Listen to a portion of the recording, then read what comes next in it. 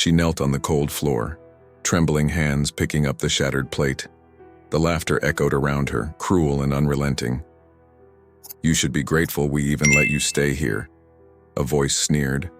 Tears mixed with dust on her wrinkled face, but she said nothing. She never did. But that night something changed. The flickering streetlight outside her window revealed a shadow, a figure standing still, listening. Someone had been watching, and soon, the ones who thought they held all the power would learn a painful truth. The past never forgets, and neither do those who witness it. The cold winter wind howled through the cracks of the old Victorian house on Cedar Street, making the weathered shutters rattle against their hinges. Inside, where warmth should have been a comfort, a different kind of chill permeated the air. In a dimly lit back room where shadows danced on peeling wallpaper, sat 78-year-old Elowen Matthews, her silver hair gleaming like freshly fallen snow under the weak light of a single bulb. Her thin fingers, marked by years of hard work and sacrifice, trembled as they gripped the arms of her ancient rocking chair, not from the cold, but from fear. The floorboards creaked ominously, announcing the approach of Ramona, her daughter-in-law. The younger woman's high heels clicked against the hardwood floor like a countdown to inevitable cruelty. In her manicured hands, she held a chipped plate containing what barely passed for dinner, a piece of dry toast and some cold beans. The smell of the feast being enjoyed in the dining room wafted through the house: pot roast, fresh bread, and apple pie. Meals that Elowen had once lovingly prepared for her family, recipes passed down through generations. Ramona's perfectly painted lips curved into a cruel smile as she held the plate just out of Elowen's reach. The old woman's eyes, still bright, despite years of abuse, followed the movement with desperate hunger. She hadn't eaten since yesterday morning. "Please," she whispered, her voice barely audible above the howling wind outside. But Ramona's response was swift and brutal. She let the plate slip from her fingers, sending it crashing to the floor. The sound of shattering porcelain echoed through the room like a gunshot. "If you want to eat," Ramona hissed, her voice dripping with contempt, "get down on your knees and clean it up first." She emphasized each word as if savoring the pain they inflicted, her designer jewelry catching the light as she gestured at the mess. The beans spread across the worn floorboards like small soldiers in retreat, the toast landing face down in the middle of the chaos. In the doorway stood Grady and Boone, Elowen's sons, their faces masks of indifference. Grady took another sip from his beer bottle, the amber liquid catching the light.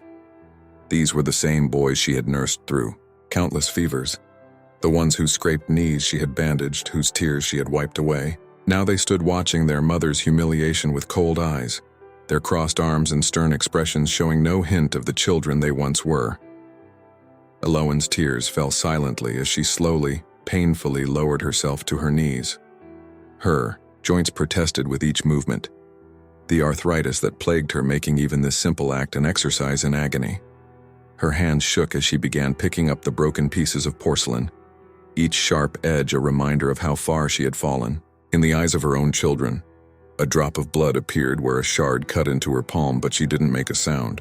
The only noise was the quiet tinkling of broken china and the occasional clink of beer bottles being set down on the coffee table where her sons had made themselves comfortable to watch the show. This was their nightly entertainment, watching the woman who had given them life being broken down piece by piece, just like the plate on the floor. What none of them noticed was the shadow that passed behind the thin walls. In the adjacent apartment, Waylon Parker sat in his worn leather armchair, his weathered hands gripping a small notebook. His pen moved across the page with practiced precision, recording every word, every sound, every cry that filtered through the wall. His eyes, sharp despite his advanced age, narrowed as he documented another evening of cruelty.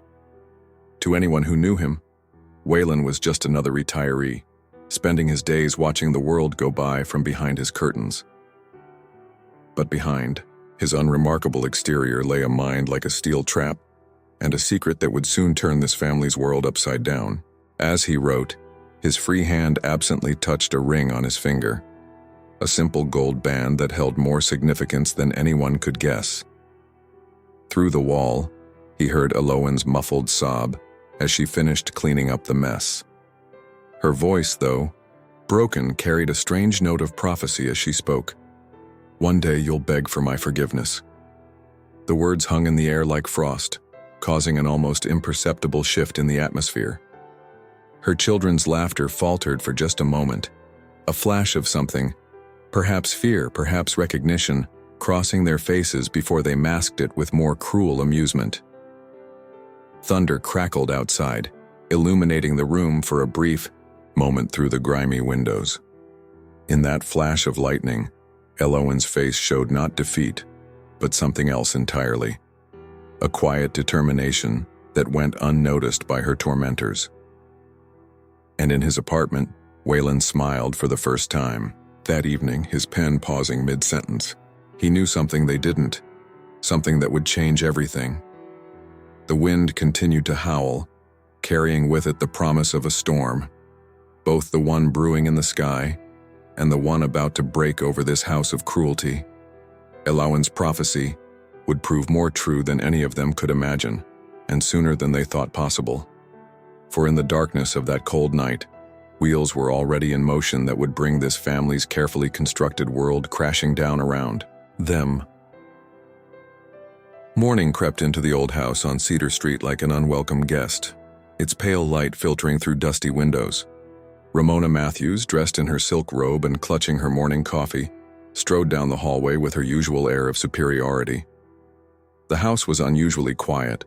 No sounds of shuffling feet, no muffled sobs, no quiet prayers that usually emanated from Elowen's room. With an irritated sigh, Ramona rapped her perfectly manicured nails against the door. "Get up, old woman, these floors won't clean themselves." The silence that answered her was different, heavier somehow. She turned the brass doorknob, the metal cold against her palm, and pushed the door open with more force than necessary. The room was empty. The single bed with its threadbare blanket was made with military precision, a habit Elowen had never broken from her younger days. But there was something else, something that made Ramona's coffee cup freeze halfway to her lips. The room felt abandoned, as if it had been empty for years rather than hours. No personal belongings cluttered the small dresser, no worn Bible sat on the bedside table, no family photos, the few Elowen had managed to keep, adorned the walls. The dust that had settled on the floor was undisturbed. No footprints, no signs of packing, no evidence of a hasty departure. It was as if Elowen had simply vanished into thin air, taking with her every trace of her existence in this house. "Grady." Ramona's voice cracked like a whip through the morning stillness. "Boone, get in here!" The thundering of feet on the stairs announced the arrival of her husband and brother-in-law, both still bleary-eyed from another night of heavy drinking. Grady leaned against the doorframe, his expression a mixture of annoyance and growing concern. "What's the problem?" he asked, running a hand through his disheveled hair. But as his eyes scanned the room, understanding dawned on his face. "She's gone," Ramona spat, gesturing at the empty room. "Your precious mother has finally decided to play her hand." The words dripped with sarcasm, but underneath lay a current of unease. Boone, the younger of the brothers, shrugged his broad shoulders. "Let her go," he muttered, already turning away. "She'll come crawling back when she gets hungry. Where else would she go?" His laugh was hollow, echoing through the empty room like a bad omen. But days turned into weeks, and Elowen didn't return. The initial relief of her absence slowly gave way to a gnawing anxiety.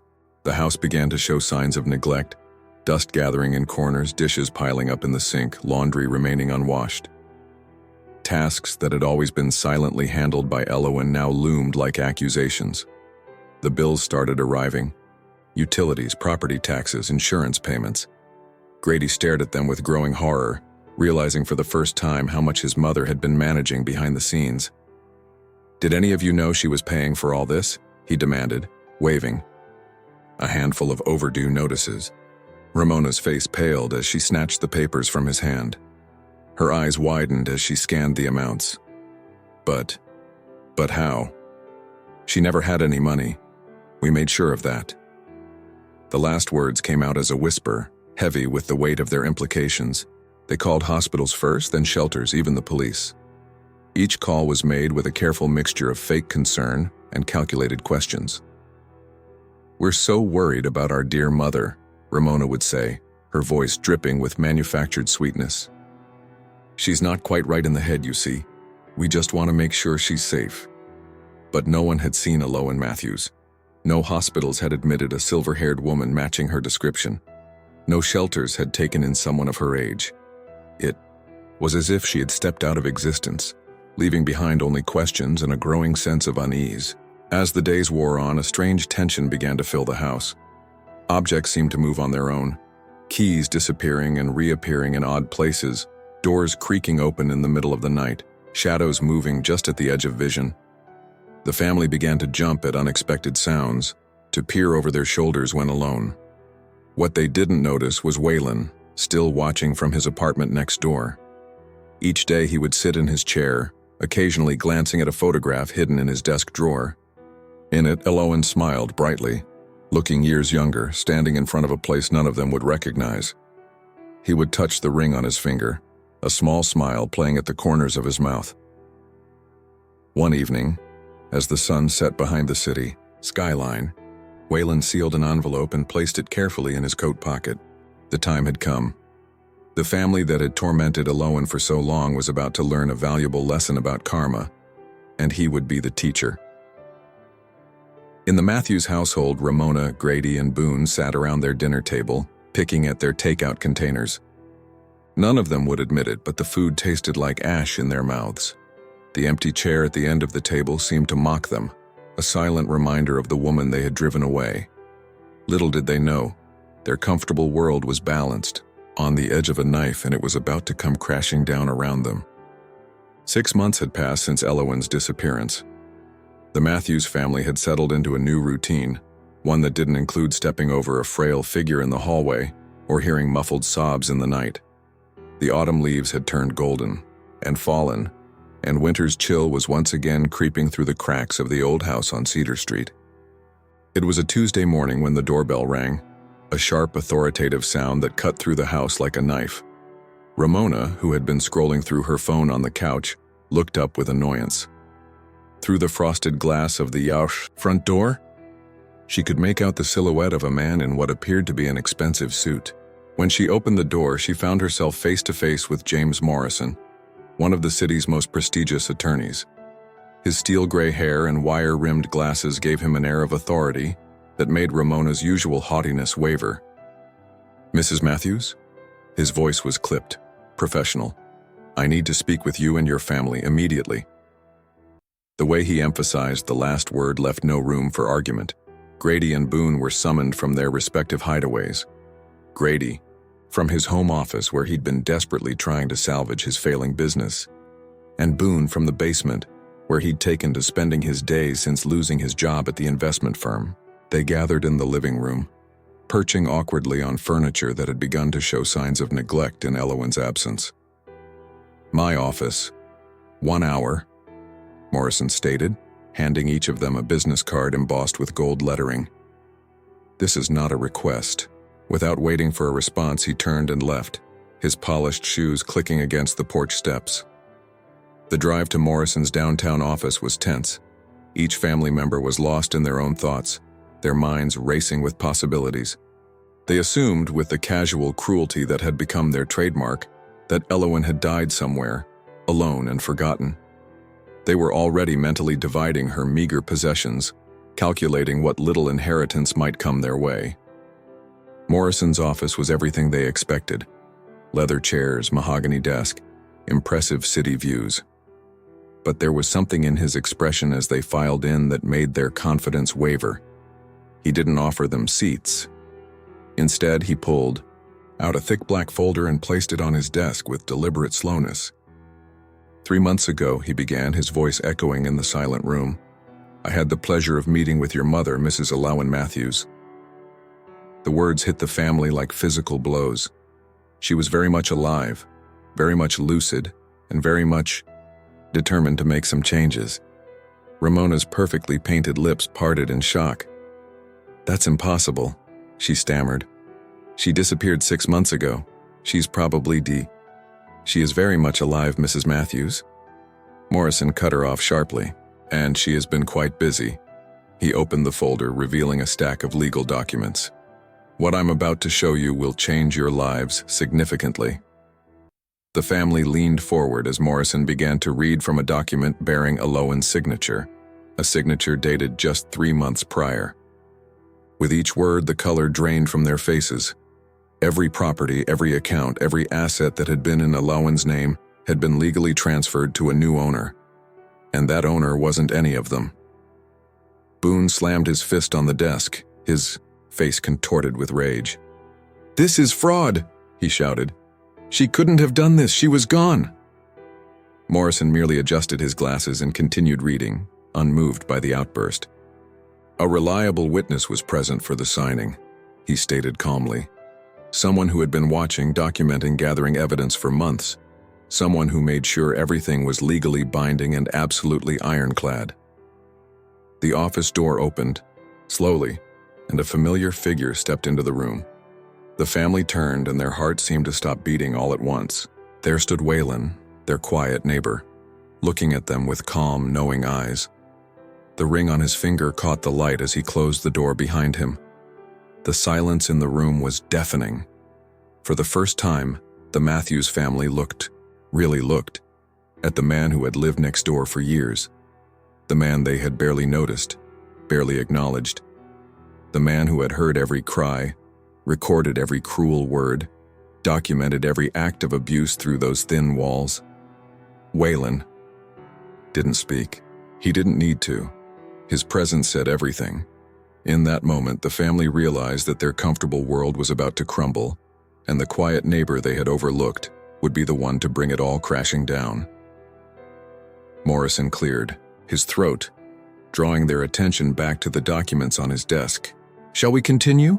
he asked, though it wasn't really a question. "There's quite a bit more to discuss, and I believe you'll find the rest of these documents particularly interesting." The family sat frozen in their chairs, unable to speak, unable to move, as the weight of their past actions began to press down upon them like a physical force. Through the large office windows, dark clouds were gathering over the city, as if nature itself was preparing to witness their downfall. Theo, Matthew's family's composure shattered like fine china hitting concrete. Ramona was the first to move, her designer heels clicking aggressively across Morrison's polished office floor as she advanced toward Waylon. Her face, usually carefully composed behind layers of expensive makeup, was contorted with rage. "You!" she spat, jabbing a manicured finger in his direction.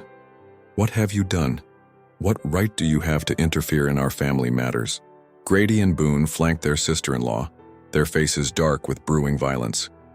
The tension in the room could have been cut with a knife, but Waylon remained unmoved, his weathered face calm as he reached into his worn leather briefcase and withdrew a small black USB drive. Without a word, he placed it on Morrison's mahogany desk, the small device looking almost innocent against the polished wood. "I suggest," Morrison said, his voice cutting through the tension like a blade, "that you all return to your seats. There's something you need to see." He connected the drive to his computer, and with a few clicks, the large wall-mounted screen flickered to life. The first image that appeared made the family freeze in their tracks. It was their house, but from an angle they'd never seen, looking into the kitchen window from the adjacent apartment. The timestamp in the corner read 3 months before, Elowen's disappearance. The quality was crystal clear, every detail visible in high definition. They watched, horror growing on their faces, as scene after scene played out before them. Ramona screaming at Elowen for dropping a dish, forcing the elderly woman to clean it up with her bare hands. Grady pushing past his mother so roughly she fell against the wall, not even turning to check if she was okay. Boone laughing as he ate the dinner she had prepared while she went hungry in her room. "Turn it off," Ramona whispered, her voice trembling. But Morrison made no move toward the computer. The footage continued, relentless in its documentation of their cruelty. There was Thanksgiving dinner, where they made Elowen serve them before locking her in her room with nothing but bread and water. Christmas morning, when they opened expensive gifts bought with her pension money while she sat in the corner, ignored and forgotten, New Year's Eve when they forced her to clean the house for their party guests, then told everyone she was too sick to join the celebration. Each scene was perfectly captured, with clear audio picking up every cruel word, every mocking laugh, every quiet sob. The footage had been edited professionally, organized chronologically, with dates and times clearly visible. There was no way to deny it, no way to explain it away. "This is illegal," Boone shouted, his face red with anger and shame. "You can't record people without their consent." His voice cracked on the last word, betraying his growing panic. Waylon finally spoke, his voice quiet but firm. "More illegal than elder abuse? Than financial exploitation? Than intentional infliction of emotional distress?" He pulled out a thick folder. "I have documented every instance of abuse, every financial transaction where you took advantage of your mother, every medical issue that went untreated because you wouldn't take her to a doctor."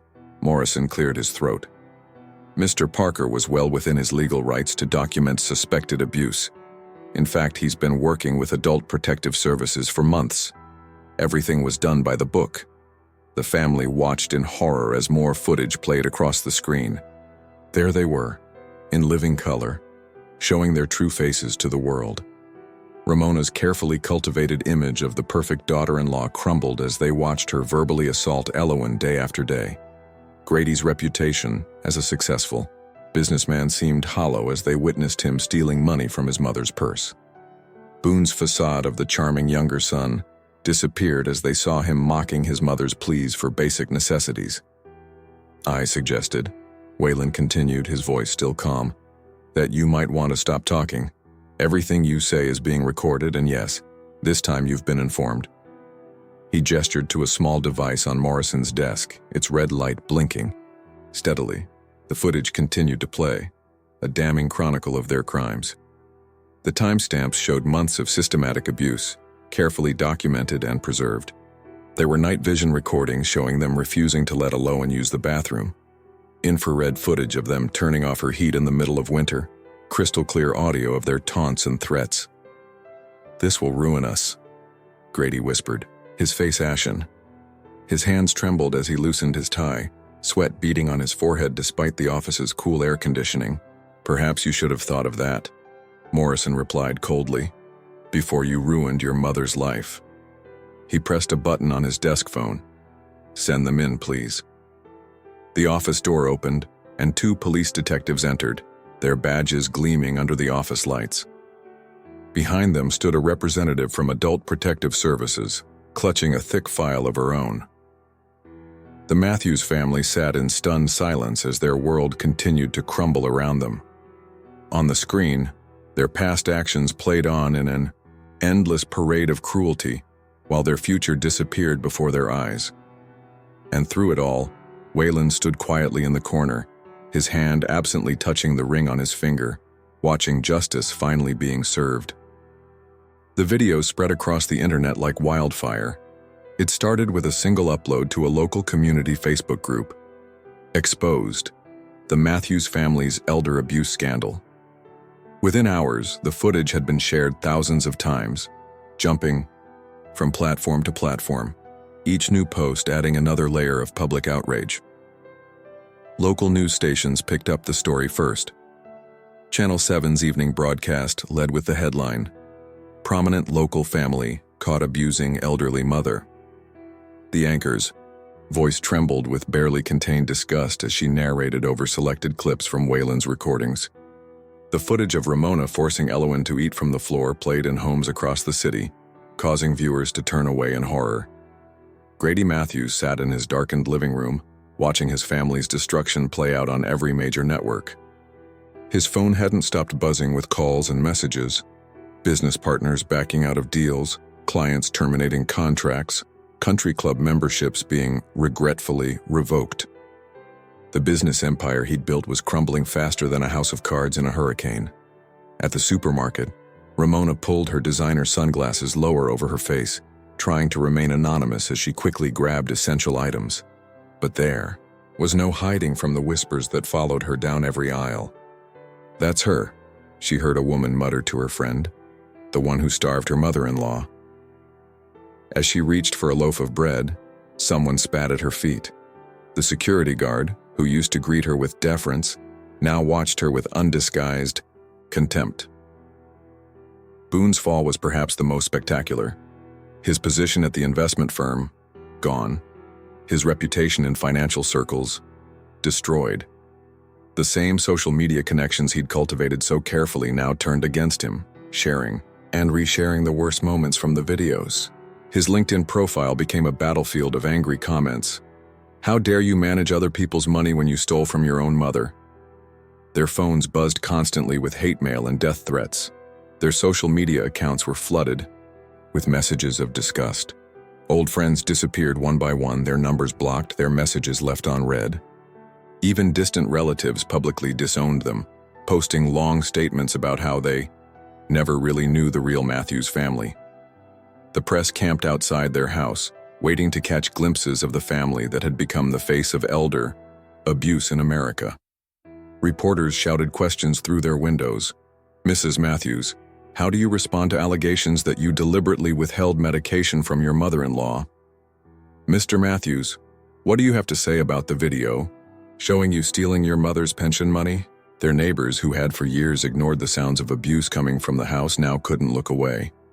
Mrs. Johnson from across the street gave an emotional interview to the local paper, tears streaming down her face as she expressed her guilt for never speaking up. I heard her crying so many times, she sobbed into the reporter's microphone. I should have done something. The family's attempts to defend themselves only made things worse. Grady's hastily arranged press conference turned into a disaster when a reporter played one of the videos on his phone, the sound of his mother's pleas echoing through the conference room. He fled the podium, leaving his prepared statement unread. Ramona's social media apology was torn apart within minutes. I deeply regret any misunderstandings, she had written, only to be met with thousands of comments asking how forcing an elderly woman to sleep in an unheated room could be a misunderstanding. Late one night, as rain pounded against the windows of their now toxic home, the black car pulled up outside. The family watched from behind their curtains as a familiar figure stepped out, Elowen, standing tall despite everything they had done to break her. But she wasn't alone.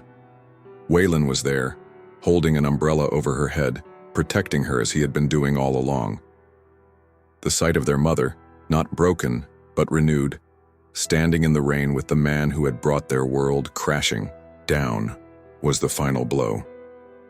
They watched as she walked to the mailbox, deposited something inside, and returned to the car without ever looking at the house that had been her prison. Inside the mailbox, they would later find invitations to a court hearing where they would face charges of elder abuse, financial exploitation, and emotional distress. The papers were printed on expensive cardstock, a final touch of elegance that made the humiliation complete. The next morning's headline in the city newspaper would read, Matthews family to face justice. Elder abuse victim returns to confront abusers. But Elowen wouldn't be there to see it. She was already gone, leaving behind a family destroyed not by her revenge but by the simple exposure of their own cruelty. As the black car disappeared into the rainy night, the Matthews family stood in their darkened living room, finally understanding what their mother had meant months ago. They would indeed beg for her forgiveness, but she wouldn't be there to hear it. Their punishment would not come from her, but from a world that had seen their true faces and turned away in disgust. Rain continued to fall over the city as the Matthews family watched their mother's departure through rain-streaked windows. Their once proud home now felt like a mausoleum, filled with the ghosts of their cruelty. Ramona stood closest to the window, her perfectly manicured nails digging into her palms until they left crescent-shaped marks. Behind her, Grady and Boone remained frozen, their faces ashen in the dim light of the living room. Desperation finally broke through their shocked silence. They burst out of the house, their expensive clothes immediately soaked by the downpour. Their feet splashed through puddles as they ran after the disappearing taillights of the black car. "Mom!" Grady's voice cracked as he shouted into the rain. "Please, we're sorry." But their pleas were swallowed by the storm, lost in the drumming of rain against pavement and the distant rumble of thunder. The car's red taillights grew smaller and smaller until they vanished completely into the misty darkness, taking with them any chance of redemption. Inside the car, Elowen sat in silence, her hands folded neatly in her lap. The soft leather seats were a far cry from the hard wooden chair she'd been confined to for so many years. Waylon drove carefully through the rain-slicked streets, occasionally glancing at her in the rearview mirror. He saw something in her expression that hadn't been there before. Peace. The city lights blurred past the windows as they drove away from Cedar Street, away from the house that had been both home and prison. Each mile put more distance between Elowen and her past, but the memories remained fresh in her mind. She remembered every moment of abuse, every cruel word, every cold night. But now, those memories no longer had power over her. Back at the house, the family stumbled back inside. Their clothes dripping onto the hardwood floors Elowen had been forced to clean on her hands and knees. Ramona collapsed onto the expensive sofa, her carefully styled hair now a wet mess around her face. "What have we done?" she whispered, her voice barely audible. "What have we become?" Grady paced the room like a caged animal, his shoes leaving wet tracks on the carpet.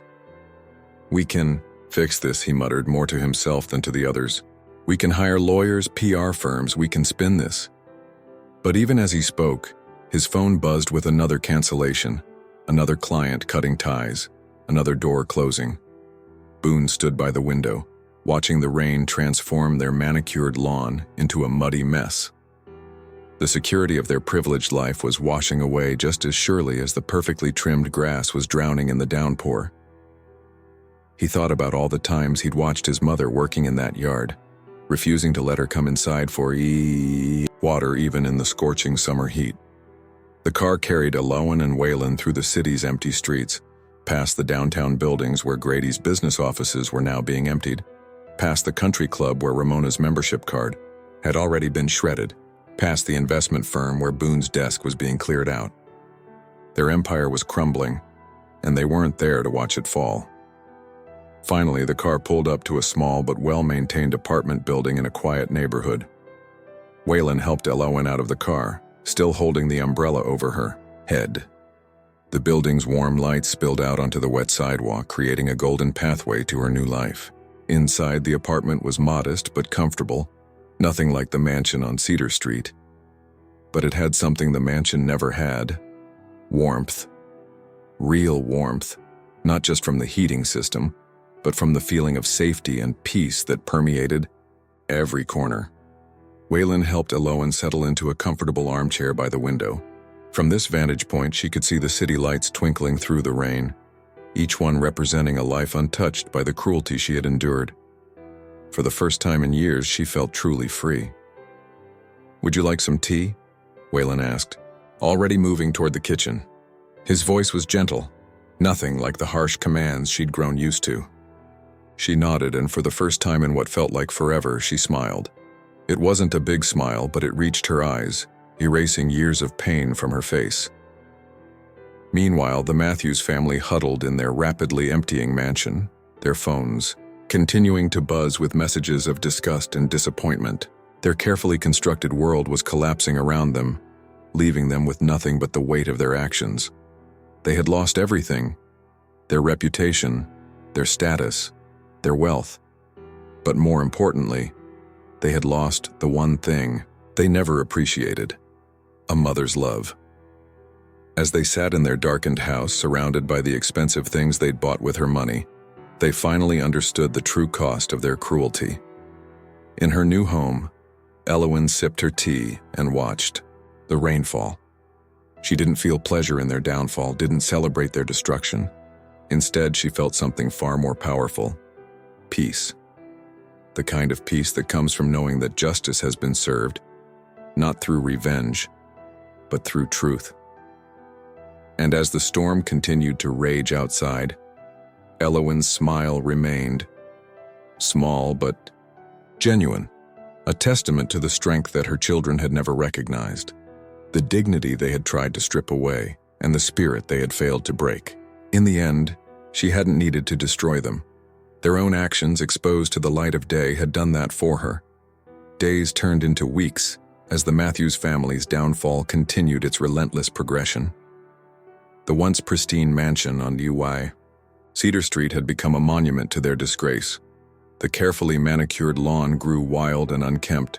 Newspapers piled up on the front porch, and darkness crept into every corner of the house that Elowen had once kept immaculate. Ramona, who used to spend her mornings at exclusive boutiques and high-end salons, now peeked through the curtains like a prisoner in her own home. Her designer clothes hung loosely on her frame. She'd lost weight from the stress and shame. The doorbell had become her enemy.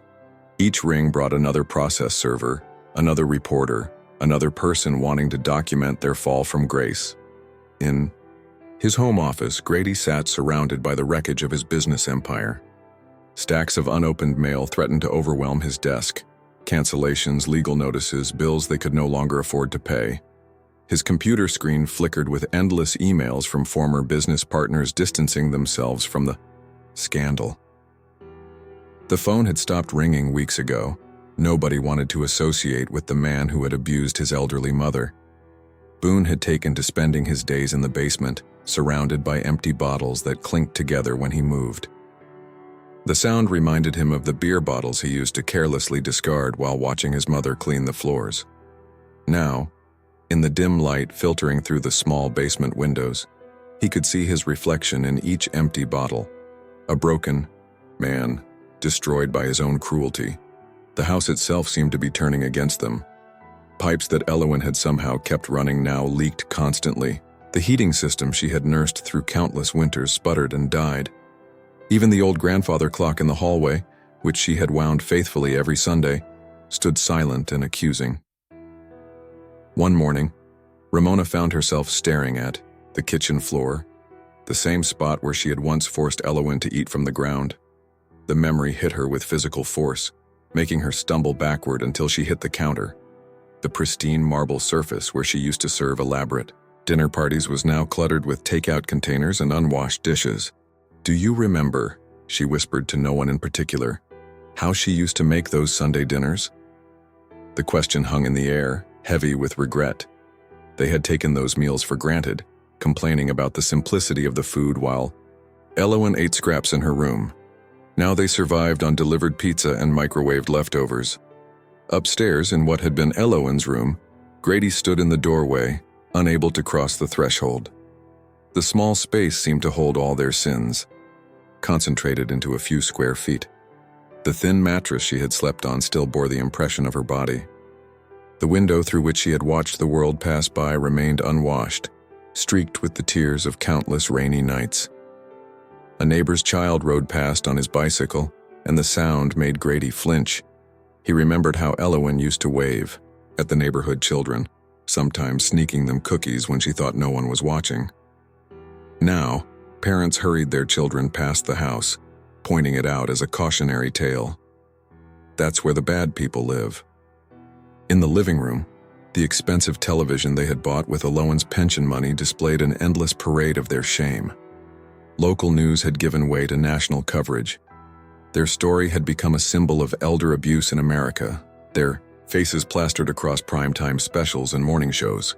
Experts dissected their behavior, activists used their case to push for stronger elder protection laws, and social media continued to express its collective disgust. The mail slot clinked, and Boone retrieved another handful of letters. Most were hate mail, people taking the time to express their revulsion in carefully written words. But one envelope stood out, official-looking, bearing the seal of the district attorney's office. His hands trembled as he opened it. The contents confirmed their worst fears. Criminal charges were being filed. Elder abuse, financial exploitation, intentional infliction of emotional distress. The list went on and on, each charge carrying the possibility of significant prison time. Their comfortable world hadn't just crumbled, it was being systematically dismantled by the justice system. That night, as they sat in their darkened living room, avoiding each other's eyes, a strange sound echoed through the house. It took them a moment to recognize it, laughter coming from the house next door. Through the thin walls that had once carried the sound of their mother's suffering, they could hear people enjoying a simple dinner together. They knew, without being told, that it was Elowen and Waylon, sharing a meal as equals, as friends. The chi sound of that simple happiness broke something in them. Ramona began to sob, heavy, racking cries that seemed to come from the depths of her soul.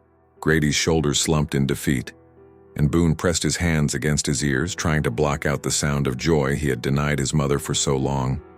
They had become the ghosts in their own home, haunting the rooms where they had once reigned supreme. Every corner held a memory of their cruelty. Every shadow concealed another reminder of their shame.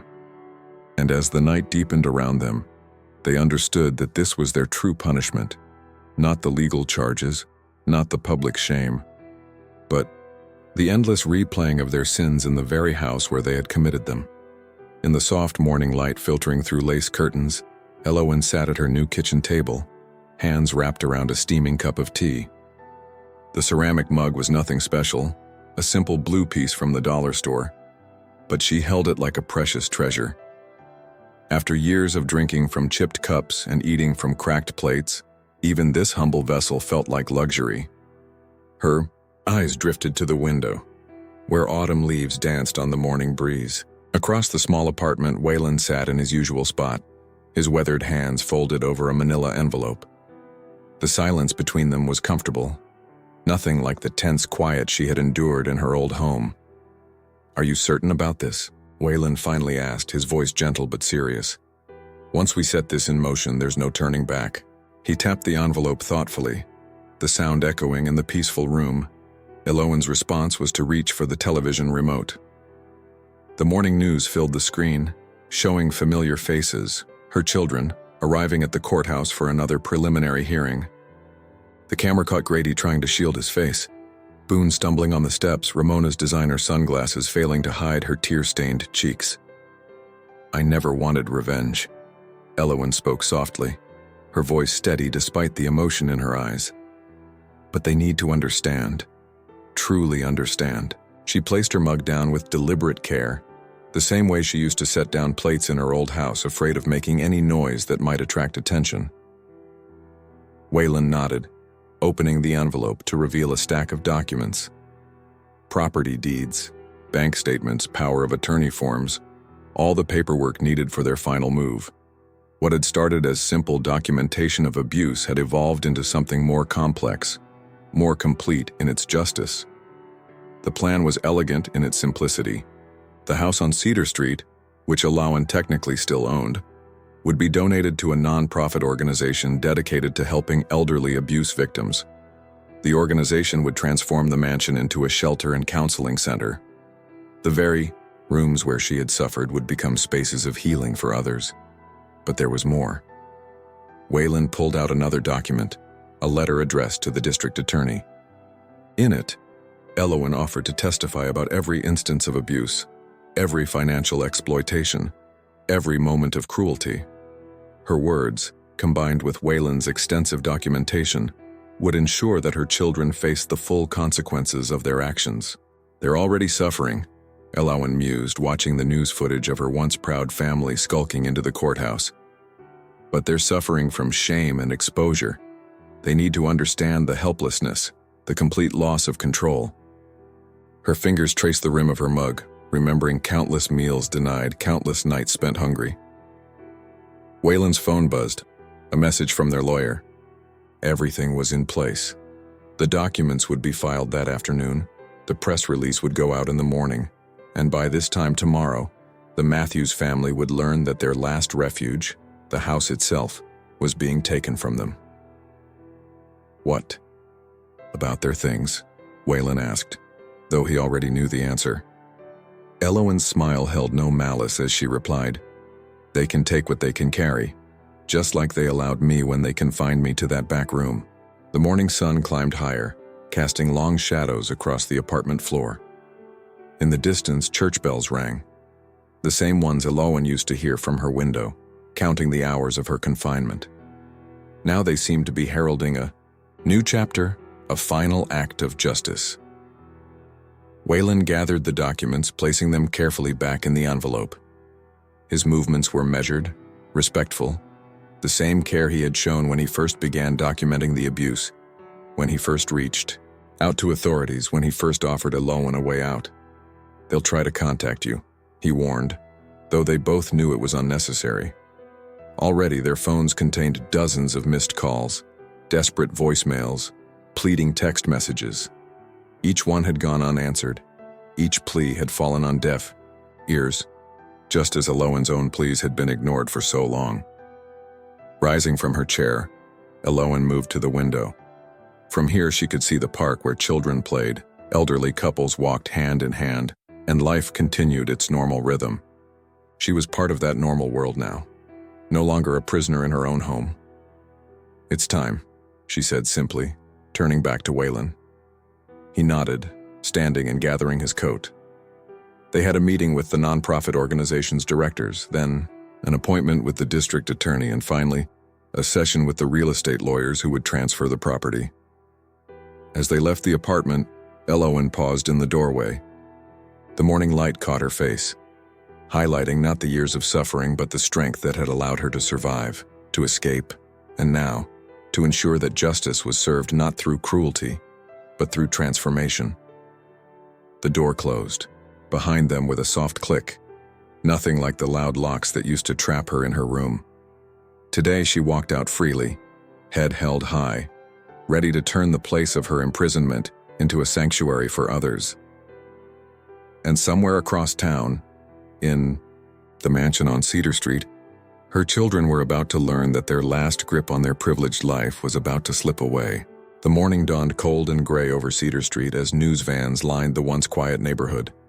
Cameras and microphones pointed toward the Matthews mansion like weapons, waiting to capture the moment when the family's last vestige of dignity would crumble. Inside, Ramona stared at the television in horror as the morning news anchor's voice filled the room with dread.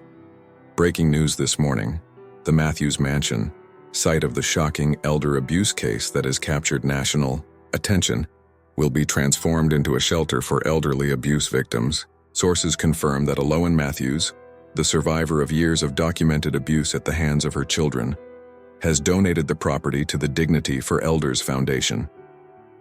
The remote slipped from Ramona's manicured fingers, clattering against the hardwood floor.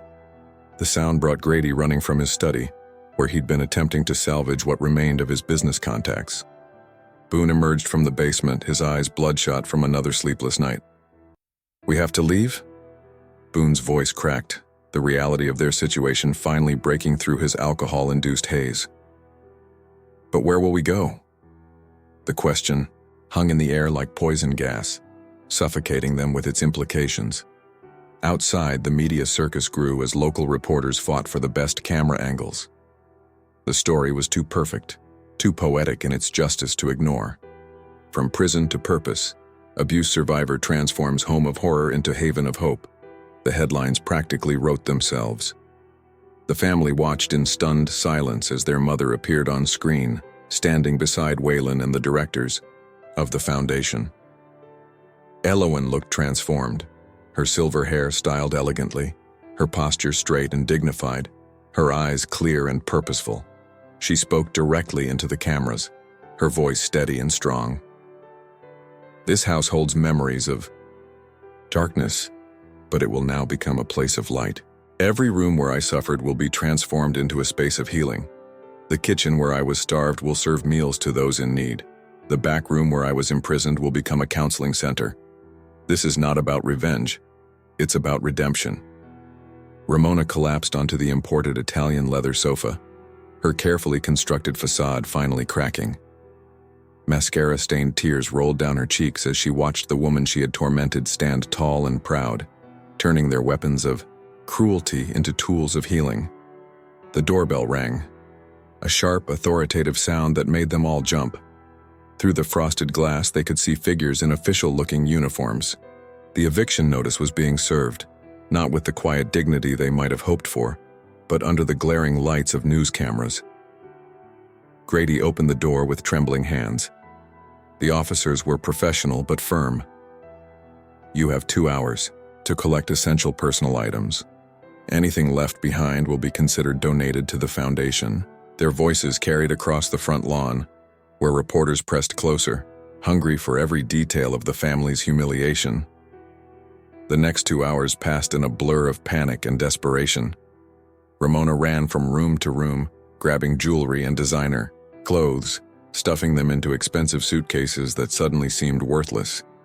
Grady tried to gather important papers, his hands shaking so badly he could barely hold them. Boone stood in his room, staring at his possessions with empty eyes, unable to decide what to save from the wreckage of his life.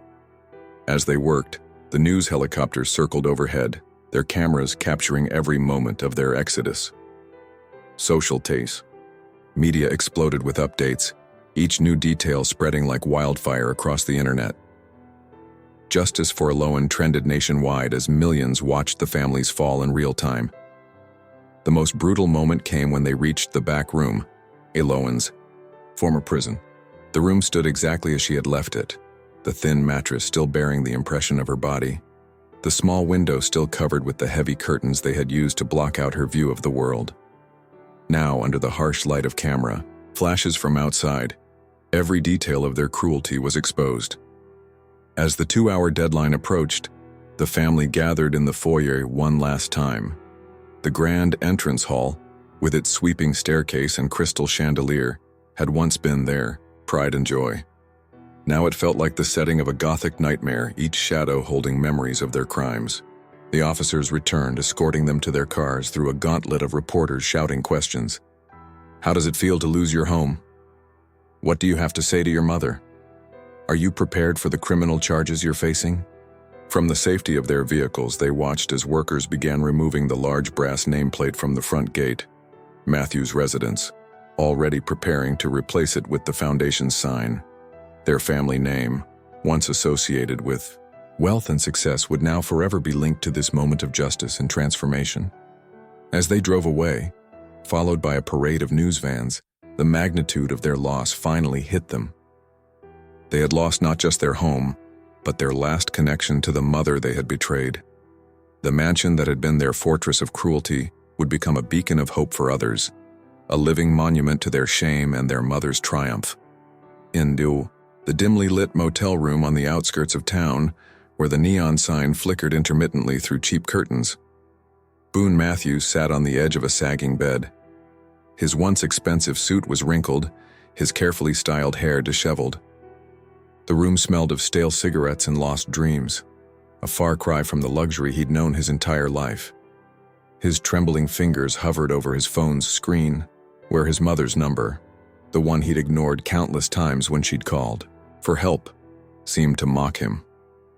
The digital clock on the nightstand showed 2:37 a.m., its red numbers casting a bloody glow across the room's peeling wallpaper. Across town, in her modest but warm apartment, Elowen's phone began to vibrate on her bedside table. She had been awake, sitting in her favorite chair by the window, watching the city lights twinkle like stars fallen to earth. The phone's screen illuminated with Boone's name, the first time any of her children had dared to call since their public downfall. For a moment, she simply watched it vibrate, remembering all the times she had begged them to answer her calls, to respond to her pleas for basic human dignity. Waylon, reading in his favorite armchair nearby, looked up but said nothing. This was her decision to make. "Mom?" Boone's voice cracked when she finally answered, the single word carrying years of unspoken guilt. In the background, she could hear the hum of the motel's ancient heating system, fighting against the winter chill. "Mom, I need to talk to you." The silence stretched between them like a chasm, filled with memories of cruel laughter, of deliberately spilled food, of locked doors and cold nights. Elowen's hand tightened around the phone as she listened to her youngest son's ragged breathing. "Please, Mom," he continued, his voice barely above a whisper. "I know we don't deserve it. I know I don't deserve it. But please, forgive me." The words tumbled out, broken and desperate, each one carrying the weight of countless cruelties. Elowen closed her eyes, remembering the little boy who had once crawled into her lap during thunderstorms, seeking comfort from the mother he would later torment. She remembered his first steps, his first words, the proud smile on his face when he'd brought home his first A+ in school. Where had that child gone? When had her sweet boy turned into someone who could watch his own mother suffer and laugh? "Tell me something, Boone," she finally spoke, her voice steady and clear. "Do you remember the night you and Grady locked me in the basement because you were having a dinner party? Do you remember how I knocked on the door for hours, begging to use the bathroom?"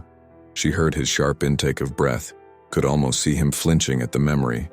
"If I had called you that night, crying, begging for mercy, would you have answered? Would you have let me out? Would you have shown me the forgiveness you're asking for now?" The silence that followed was deafening. In his motel room, Boone stared at his reflection in the grimy mirror above the dresser. The man looking back at him was a stranger, hollow-eyed, desperate, broken.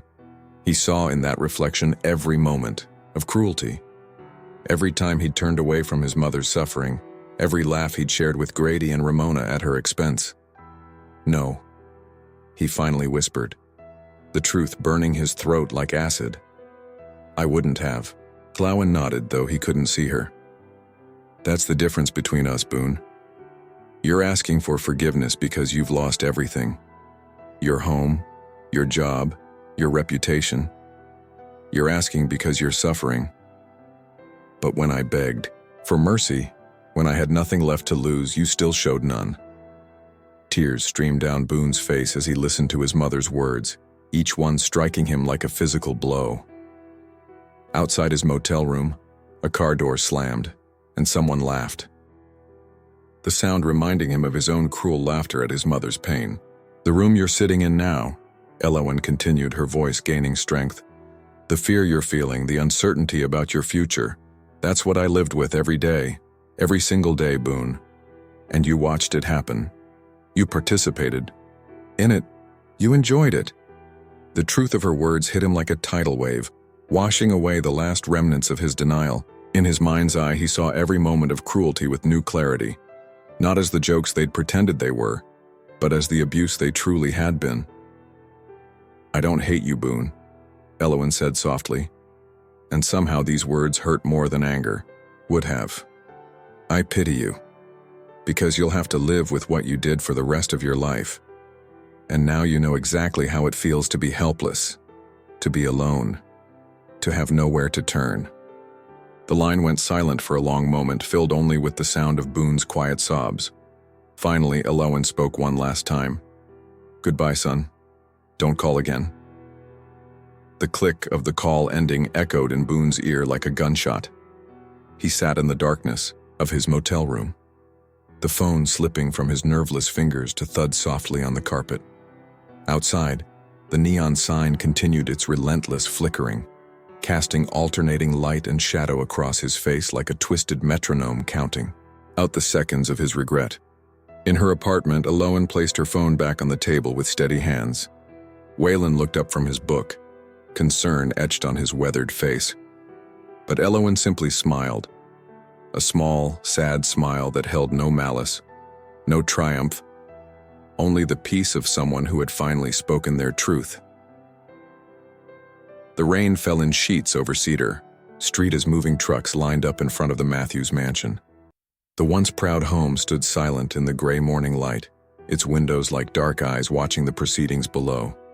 Inside, the remnants of the family's life lay scattered across floors and surfaces, a lifetime of privilege reduced to piles of possessions they could no longer keep. Ramona stood in what had been her walk-in closet, now stripped nearly bare. Her fingers trembled as they brushed against the remaining designer dresses, each one carrying memories of parties and social events where she had been the toast of the town. Now those same society friends crossed the street to avoid her, their phones going straight to voicemail when she called.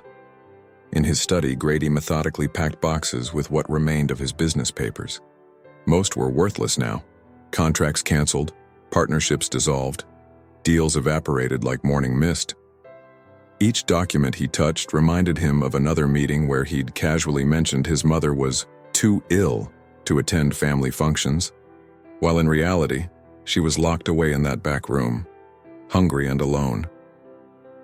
The basement had become Boone's sanctuary during their fall from grace. But now even this refuge was being stripped away.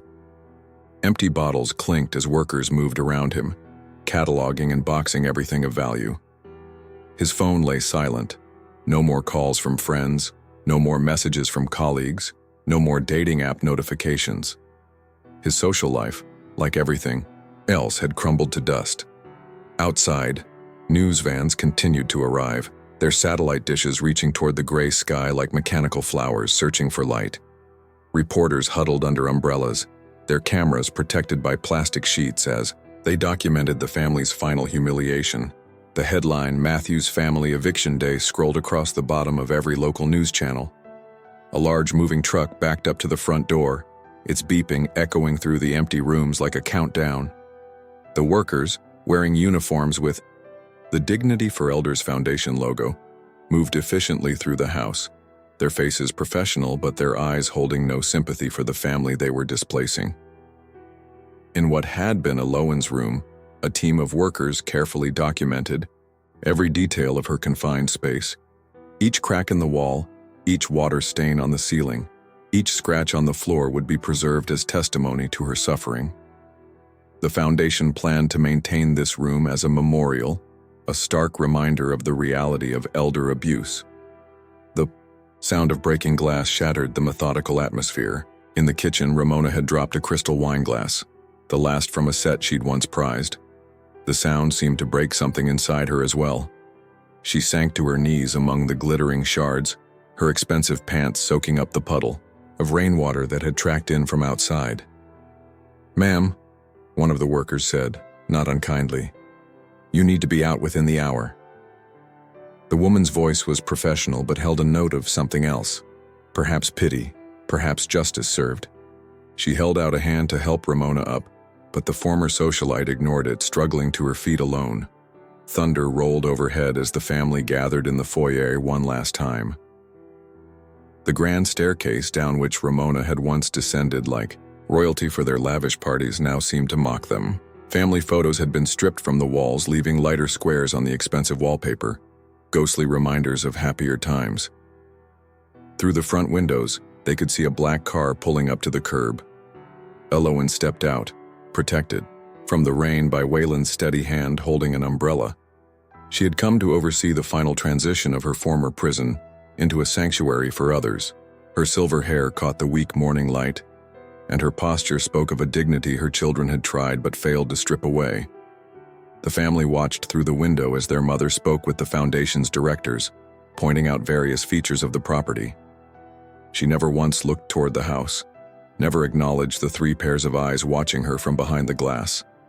Her voice carried faintly through the rain, strong, clear, purposeful.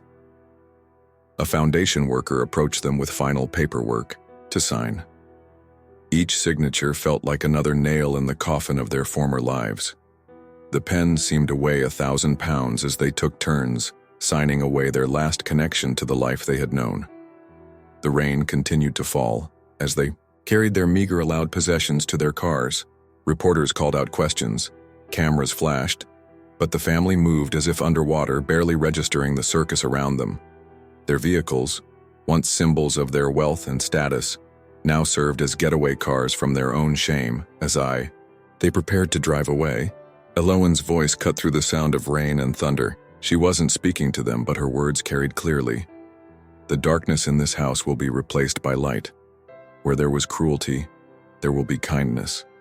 Where there was pain, there will be healing. The family drove away in separate directions, their cars disappearing into the rain like ghosts fading into mist.